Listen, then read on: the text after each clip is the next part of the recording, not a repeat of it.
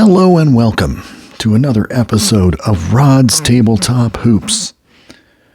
Before we get into our topic of the day, and it is a very cool topic, I'm just letting you know this was my wheelhouse of tabletop hooping and basketball following, professional predominantly, as you can see here, during the 1970s and early 1980s. The first National Basketball Association guide I ever received was an Easter gift of all things. With early 1970s, Easter basket had, of course, a bunch of candy, but this guide with Wilt Chamberlain on the cover came on Easter Sunday, and I think that was probably 1975, 76, or 77. I lose track, but it was a used book, and as you know, these National Basketball Association guides, they are just full of stats and numbers, and they had a built-in basketball register of players, and that's where I got my start, attempting to memorize virtually every player in the NBA. I was a little bit on the young side for the American Basketball Association, and these guides are all editions I purchased in the last 1 to 10 years. These two guides here I got probably within the last 2 years, and along with Rick Barry, 1968-69. Just fun guides. They don't have a lot of description data on what's going on, but it's fun to read about the teams that reached the finals and the guys who made the NBA draft. They got some great descriptions of those, and they're just a fun little reference tool back in the 1970s when, of course, you couldn't just go to Basketball Reference and find that information. These two here in the corner up here, they're pro basketball fact books, and they're just basically registers of the particular year and career stats for every single player who was playing in the ABA and the NBA, including guys like Hal Greer here. Just so many classic players. Bailey Howell, a player not that many people in this era remember, but he is actually in the Memorial Basketball Hall of Fame for his NBA play. There's the big O, Oscar Robertson, who was second to none as the point guard. Adrian Smith, just lesser known guys. Whether you played one game or you played 13 seasons, you're probably in one of those pro basketball handbooks. And one of the reasons I'm showing you this display, this is pretty much all of my NBA guides that I own, but you can see a couple gaps here. This top row, just disregard it for 1 second. If you can tell, I've got 71, space for 72, 73, 74, 75, 76, all the way to the 1981-82 NBA guide here with Cedric Maxwell on the cover. In 80-81 and 81-82, they broke off the NBA register, and I've got a couple of those as well. They're just a little bit bigger versions, but you had to buy the NBA register separately. And bam, this is just a limited example. I've got 3 or 4 more of these, but this was one of the earliest NBA registers, which pairs with the NBA guide, and they're much bigger. They got bigger fonts. The players are bigger. The fonts are a little bit bigger since you're working with a bigger book.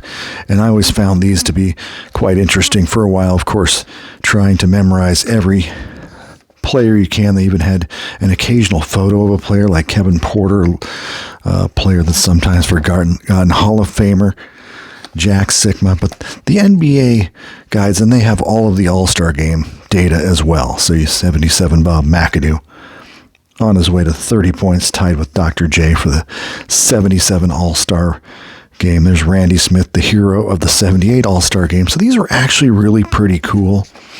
They had the college stats, which they didn't have in the earlier guides, which I found this was just groundbreaking. 1980-81.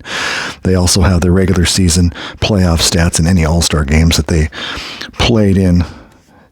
Take a look. Yep, there's Billy Knight All-Star game records as well. But either way, it was always fun to see what those guides look like.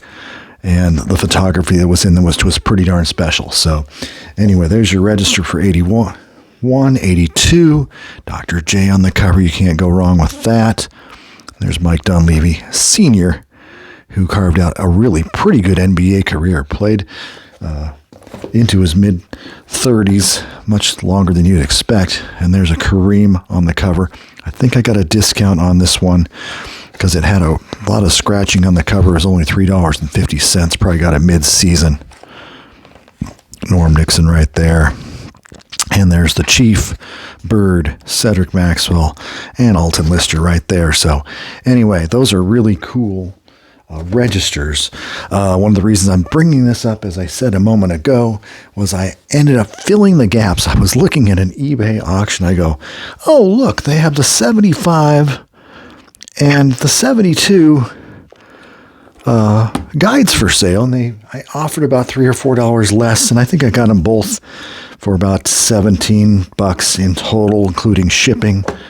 So there you go. Now I've got 71 through 76, 77 through 82. And once again, each one doesn't always have that much new information, just that new season that they have. But you also get, like I said, you get to hear about the college draft. You can read up on Gary Brokaw or Don Smith or Scotty Wedman and see what they're saying before these guys actually take place on an NBA court. They get the little recap of the 73-74 season. Bob McAdoo, Ernie DiGregorio, Rookie of the Year. Kareem has an incredible year, and the Bucks fall one win short of winning the NBA championship. So anyway, that's just a display of most of my NBA reference materials that are based on just stats for the regular year. Both these new additions complete that 70s mode, and there's Kareem going up against big old Wesley Unseld. And, I always memorized a lot of the capacities of the arenas. I mean, it was always, the forum was always 17,505. There's Milwaukee, it was only 746. There's the Garden, 19,500. Now that could hold a lot of fans. But anyway, love these old guys. I'm never going to get rid of them, even though I don't refer to them as much because of the age of the internet. Today's chat is going to be a brief introduction to a game that not many people have heard of. A man named Tom on our Facebook group, Tabletop Basketball Board Games, made mention of this game called ECS Basketball, or ECS Pro Basketball, or ECS Basketball Game. And he'd heard about it. Another group member had talked about ECS Basketball and had wondered, he'd seen an old advertisement for ECS Basketball. And the advertisement looked a little bit like this: Realistic Pro Basketball, ECS Pro Basketball Game. You coach all NBA teams, you choose starting lineups, you make substitutions, you determine floor play strategy. And they got a sample card of Dick Snyder, a very little-known player at the time. Usually you'd expect a Wilt Chamberlain or Elgin Baylor or just anyone, Bill Russell. But they had a pretty much a reserve player in Dick Snyder's card on display. ECS provides realistic individual and team performance. Your individual player statistics will accurately represent their true-to-life performance in each of the following departments, including shooting frequency, field goal percentage, free throw percentage, points per game, rebounds, assists, and tendency to foul. Your team will perform better at home than on the road, and I'm not sure exactly how they did that yet. And their overall performance will closely approximate their actual real-life record. So you got this game here that is it's team charts, player cards, shooting, rebounding, assists, and foul cards. We'll get into that in a minute. Let's continue on. All the action of basketball is possible. Layups, long shots, fast breaks, steals, turnovers, fouls, on-floor plays, shots, and rebounds. Substitutions are made in seconds. So that's an interesting one. We'll get into how those are made in a little bit. I have not played a game yet. This is all a test. I'm still waiting for my cards to come back from the printer so I can cut them out. And we're just kind of taking a look at the game parts based on my experimentation. A couple of my modifications have also been made, and we'll see how this plays out. Game timing is automatic. No need to count plays or move timing counters. This game has play cards, FACs, whatever you want to call them. And there's 100 of them, and they want you to designate 29 of the cards as play cards and the remainder of the deck, whatever, 71 cards, as result cards. So you look for shot numbers and things. So we'll get into that in a second as well. And it's quite unique. There are no difficult to read spinners, that is true. And a playing time, which everyone always wants to know in this day and age, let alone 1968. Is 1 to 1.5 hours. Send for your free brochure. It's ECS Basketball, ECS Game Company, Los Angeles, California. We're assuming the developer was from California. We don't know if ECS stands for the initials of his name or just some acronym regarding, something EC Sports, Pro Basketball. We have no idea. But back in 1968, you could get a free brochure just by mailing off the little coupon here. And that was ECS Pro Basketball's way of selling their game. That was in some magazine of some sort. I first want to dissect the team sheets. Now, in 1967-68 NBA, there were 12 NBA teams, and I was thankful for that because I was kind of redesigning some of the cards and things, and we'll get into that in a second as well. But there are 12 team sheets. Now, the original team sheets did not have the ECS logo, nor did it have the Chicago Bulls team logo, or who may or may not be the leaders in points, rebounds, and assists, or the team records at the bottom.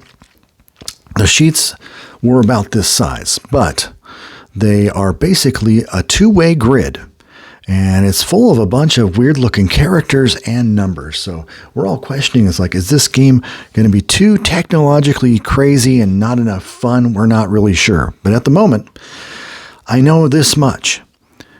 This side refers basically to the front line, forwards, and the center. And each of these slots, whoever you have in the game, BO is Boozer, SL is Sloan, and W is Washington, Jim Washington, power forward. So isn't that fascinating in itself? I mean, we've never seen anything like this. And this is when you have a lineup on the floor. You take the lineup you have, and let's just say we have this, I'm going to guess this is reasonably close to the starting line because these 93, 92, 99, 83, 94, those are based on usage numbers or how many games were played in the year. I'm still getting used to some of this stuff. So say you had a front line of Washington, Boozer. Well, let's just take a look at the first one. This one here. This is Boozer.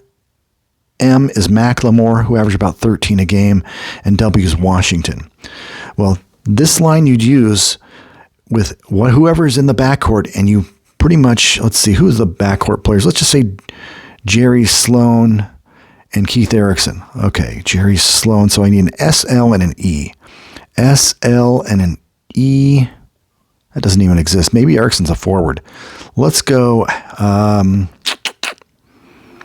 Robinson, Sloan and Flynn Robinson. So it's SL and R. SL and R right there, okay. SL looks like S1. And you put that in with Boozer, Macklemore, and Washington, SL and R, and they cross-reference right here. Now, isn't that interesting? So, also in this game are shooting cards, rebounding cards, assist cards, and foul cards. So they're telling you based on this configuration in the lineup that the shooting card, there's like 30 something of every one of these cards, and they have a different range of numbers. We're kind of like going with ranges, but I think unlike maybe the original APA Pro Basketball game, they're setting up the ranges automatically just by pulling shooting card number 17 or rebounding card 10, assist card 8, and foul card 8. So each one is a different range of fouls. Maybe it relates to how often those players foul. But here's an example. I've kind of remodified and rescanned in the cards. This is just the shooting cards, and there's shooting card 1 through 12 right here. And there's, like I said, roughly 30-something different options for that. So you'll get this shooting column, you cut them all out, and so you have 30 shooting cards. And they needed, for this particular matchup, shooting card 17, which I don't have printed out yet. I have that at the printers. They're going to print it out on some card stock, and I'm going to be cutting my life away here on these little shooting cards for a bit. There's probably among the 4, probably 100 plus cards to do: shooting, rebounding, assists, and fouls. So, but anyways, you can see, just as an example, shooting card 2, the left forward, has a 0 to 13 range, right forward 14 to 39. So I'm guessing that's, in some respects, who gets the ball on a particular play, and we'll get into the player cards as it is. But anyway, you do that for every single play. When then there's a shooting opportunity, assist opportunity, a rebound opportunity, that's exactly what you do. So anyhow, that is a look at the shooting cards for ECS basketball. Here's a quick look at the play cards, or FACs. Now, as you can see, these have been rescanned. They've been stretched out a little bit to make them look bigger. My eyes aren't what they used to be, so I decided, in lieu of looking at these original cards, and those were uploaded by Mark on our Facebook group, I will be uploading both. Quick announcement: I will eventually be uploading both the original, which I'll call right now the OG cards, of ECS Pro Basketball, for those who liked to have the ultimate authentic experience. You can see these cards are a little bit smaller, though. They get 9 per page. I've redone them so you can cut them out and do your thing. They actually look a little different than this, too. This is one of my earliest rough drafts as I was testing how I wanted to see stuff. I want to be able to see the cards and not have to strain my eyes, and that will become quite evident when I start showing you the player cards themselves. But you can see a typical card looks a lot like this back in the 1968 ECS basketball days, but here it is blown up just a little bit. So, as I said, 29 of these 100 cards that they have, they are placed in one pile. It's called your play pile or whatever, and the other half is your kind of your results pile. So you'll get the ball, you'll roll a single die, and from what I've read early on, I have not played a game yet. This is an offensive column. You'll take a single die, and if it rolls 1 to 5, you just follow the instructions on that. If you roll a 6, you technically have a designated offensive player you want a go-to guy you want to give it to, and that's arbitrary. That's who you might want to give it to. Maybe you'll give it to the leading scorer on a team. Say it's the Baltimore Bullets. You know, Earl the Pearl scores 24 points a game, so that's who you'll give it to. But let's say you roll a 1 here, and the play, you just roll you drew this card, you roll a 1, and it says outside. There's outside, guarded, turnovers. I think it's outside and guarded shots from different places on the floor. So say you got an outside and it says play is B45. So it's an outside shot. And let me grab a card just to demonstrate how that may play out. So here's a mock-up of the player cards. I've done a little bit of modification. I've added a few additional stats. I've added a little mug shot to them. I added a team logo to them. In addition, I believe the original cards, and as you can see, this card is full of information. There is so much information on this card. To jam it into a small card, I'm not exactly sure. I think the cards are a little bit, they're probably bigger than these FAC cards, yet I believe they're much smaller than this card here. This is a postcard size card. And I came to an early conclusion that if I'm going to be playing this game and I'm going to try and play it easily without having to strain my eyes or not knowing how these cards actually work, I'm going to put them at postcard size. I wanted to just do something smaller, and I actually, my voodoo trick on doing all this formatting stuff is going to Avery.com, the Avery Labels site, and I can look for different sizes, what fits 6 to a page, what fits 12 to a page. I did it for here. This fit 12 to a page, so I figured, okay, that's going to work just fine. This would fit well with 6 for a page. The FACs, obviously much smaller than this, but I wanted to read them, so I stretched them out and made them bigger. And once again, I think if I did not go with the postcard size, you'd probably get a card like this, something of that nature, like Leroy Ellis. Who wants to try to strain and read each one of those columns and each one of those ranges that quickly? So I quickly bumped it up. I know it's going to take a full court. This court will probably hold all 5 guys at a time, but my smaller soft pads, they're only 24 inches or so, and these are about 5 or 6 inches. So it's going to be maybe 5 inches, and it's going to be all the way off a typical board. So this ancient board from 1969, funny, this is from 1969. This game is from 1968. So I'm staying within the era. But Bob Ferry here, he was the first card, Baltimore's first in the alphabet. He was the first guy, Bob. I put him by first name per team. Anyway, that's why Bob Ferry is here. He's a veteran player. And I was very wanted to know, without having to go to Basketball Reference or Basketball Register, or an old school NBA guide, which I do not have, the one for 68-69, which would have the 67-68 NBA stats.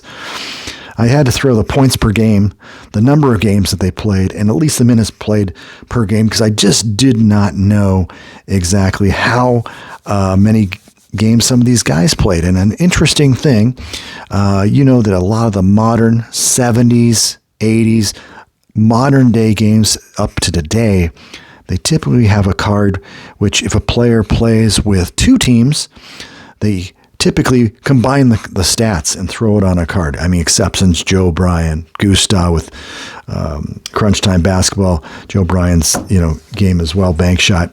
They'll put cards for each team and everything. That's modern day technology. Have the past games will combine the 2 teams or 3 teams they played for, stick them on one card. Well, not ECS Pro Basketball. They only have the one team that they finished the season with. So say there's a couple players in 1967, 68, more than a couple, that had a split season of games where they played 35 someplace and 45 another place.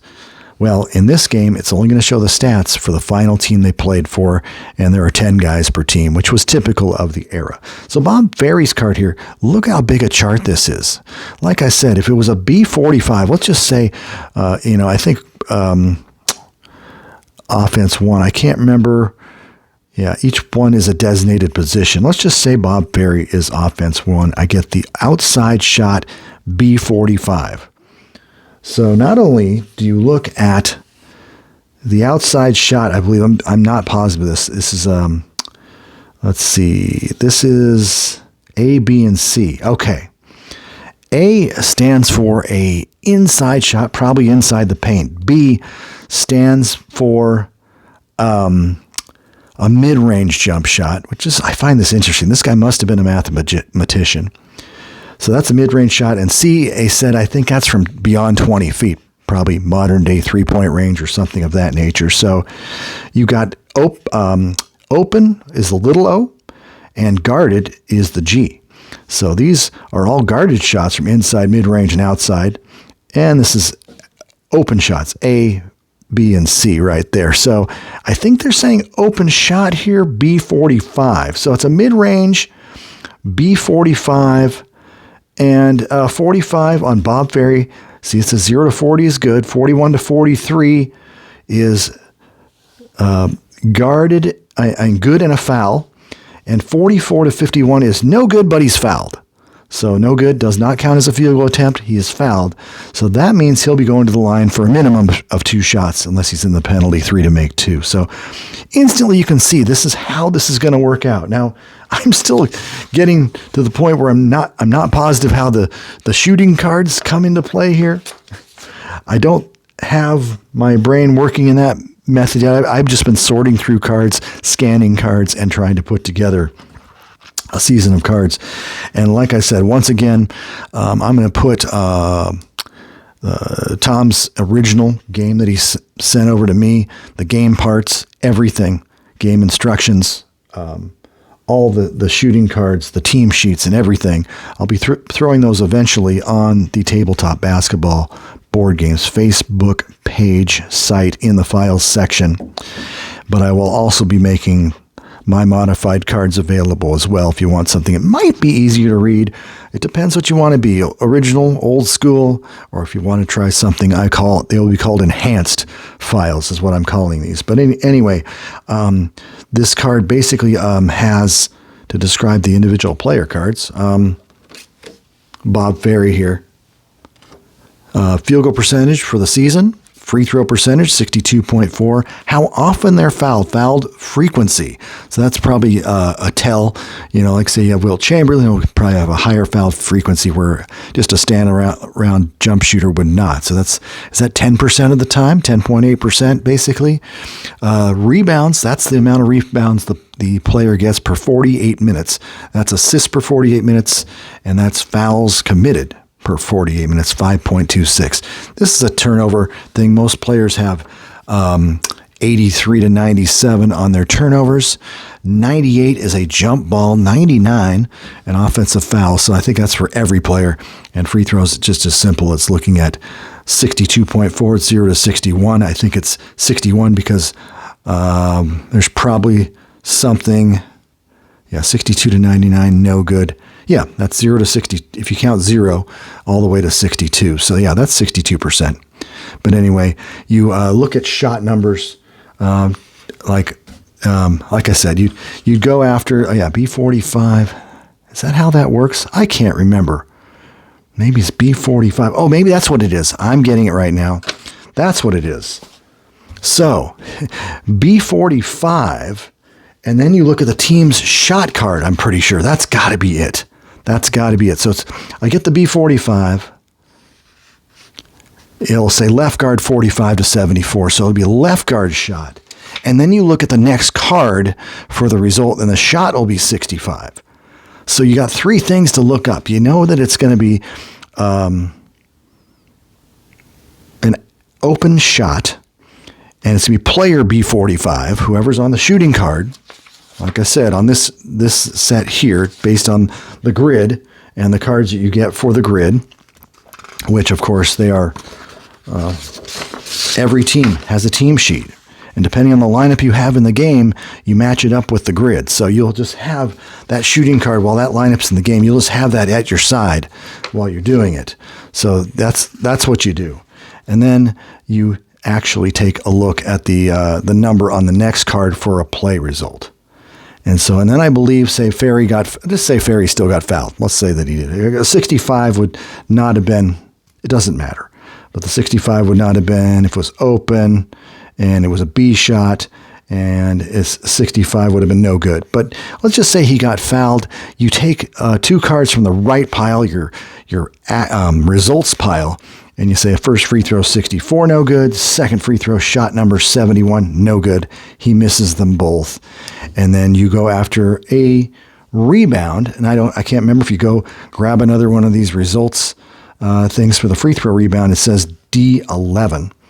And so then you have to fight for the rebounds. There's probably a rebound card and things of that nature. So I can't get into it too much, only because I have just learned the opening stages of this game. I also want to note that this game has a injury system. And usually the injury system is just a little eye in the corner of one of those fast action cards. For instance, there's a 4, it says turnover, it says I5 dash left forward, and that I refers to maybe the I5, depending on the quarter of play. You could miss plays of the game, you miss the half, you can miss the rest of the game, depending on what quarter it is. And I don't see any real injury rating. Maybe that's the 8. Maybe that's it. I am not positive. Maybe you look up an 8 on that, or he said I5. I'm not really sure. But that's a symbol of Bob Ferry's games played and -8. I also want to make one last note on the cards. Ferry is a 2-2. Now, I believe those are offensive and defensive ratings for Bob Ferry as well. So once again, another thing I need to figure out is how the defense counteracts and plays in the game. I know there's certain ways where if you have a lineup with a good passing, there's an assist bonus. And if you have a lineup with a bunch of fouling, there's a lot of foul type penalties for you. And here's the small version of Leroy Ellis. I'm just going to note he is a 4-3. So he's like nearly double Danny Ferry. This is his dad, Bob Ferry. But Bob Ferry is a 2-2. Leroy Ellis is a 4-3 at center. So this guy might be a little more productive, even though the Bullets were semi-mediocre. I think they won 36 games. But anyway, fascinating cards, fascinating game. This was the original instruction booklet. It was probably half the size, but once again, my eyes don't want to read a small little pamphlet of a booklet, so I've blown that up as well to at least an 8.5 by 11 page. And so it goes through, starting the game, you start going through this example with the Seattle Supersonics, and you start making references to the cards. I read it over a couple weeks ago when I was out of town, but I didn't really have the cards and everything in front of me. I just read the instructions flat out. So, but it's becoming a little bit familiar, just me looking at it right here. Each lineup, as you see, you use the grid to determine what card number, 25 fouls, 17 assist card, 4 rebound card, 29 shooting card. And those are the things to distribute, I think, the rebounds, the assists, and the fouls. And we'll see how defense impacts. I'm still kind of interested in how that's going to be. There's also rebounding factors. Whoever has the best overall rebounding in the rebounding index, it'll calculate that once again with the team sheets, I believe. Let's see. Yeah, when you do your grid, there's a 55.6. And then the M is a factor as well, and I can't remember if that's a bad factor or a good factor. But as you can see through these instructions, they're very detailed. They keep going. There's about 15 pages of these, but most of it is figures, exhibits showing the cards as you kind of play through a sample game. There's Larry Siegfried's bigger than average card. And so you got all kinds of fun stuff here. Archie Clark scored 19.9 for the Lakers. Yeah, I've been scanning these cards for about 3 days and trying to make them look decent. And I'm finally going to get the printouts in a couple days. So, yeah, it's just continues to tell you how the plays work, how the assists work. You can be a good assisting team and get an assist bonus as well. What else do we got? We got field goal rebounding.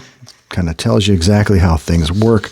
There's all kinds of varied results on rebounds. So once again, do you eventually just get it down and it flows pretty good, or does it actually have a couple of, miscues or slow, things that make things a little bit slow? There are fast breaks, I know as well. There's offensive fouls, one-shot fouls. 1968, you still had one-shot fouls. You got fouled on the floor, and they're not in the penalty. It's just one free throw. So anyway, these are just a lot of things to remember. I mean, you play a game and you figure out most things, and I'm sure there will be a little bit of a learning curve here, but it talks about the rebound index, the floor shots, fast breaks, conformance with NBA rules. Once again, there's the fatigue chart. Kind of fun there, but once again, this looks like a fantastic challenge. I hope the game is fun, and eventually you will all get an opportunity to download it and try it for yourself. So anyway, this has been Rod's Tabletop Hoops. Until the next video, have a good one.